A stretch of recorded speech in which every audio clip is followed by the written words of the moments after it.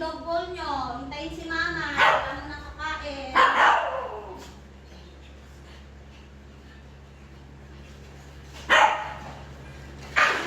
O, huwag kayo nakakuhan. Bawal ka na. Upo muna kayo dyan. Maglalagay muna si mama ha.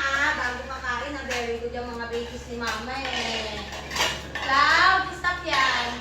O, very good ha. Hindi talaga sila kumukuha kasi naghihintay sila. Lahat po sila marunong talaga makinig kay mama. Kasi, tinuturuan na ni mama. Opo, para maging good listener. Dipis, hindi mo nakakain ha. Maglalagay muna si mama ng food sa dog bowl nyo. Kasi, magpe-pray muna tayo para makita nila na lahat talaga kayo masunurin. Nakikinig kay mama, diba?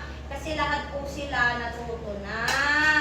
Dahil tinuturuan po sila dito na sumunod kay mama, no?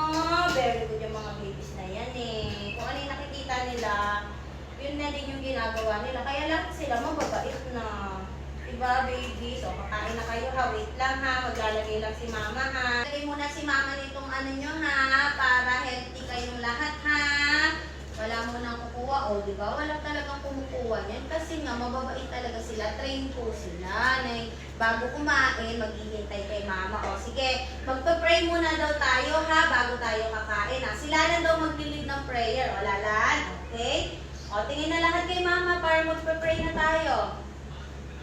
Papa God, maraming salamat po sa blessing ng mga batuta. Maraming salamat po dahil hindi niyo po kami pinapabayaan. Maraming salamat po sa araw-araw na healthy po ang mga batuta na ito. At maraming salamat po sa binigay niyo pong mga talent sa kanila. At syempre, maraming salamat po sa paggabay sa amin sa araw-araw. I-guide po kami at i-bless mo pa po ang mga batuta na to. In Jesus' name, Amen. Okay mga babies, pwede nang kumain. O, dito na, bibigyan na ni mama isa-isa ha. Good job. Hindi mo pa agaw-agaw ha. O, dito, baby. Very good babies. O, ano?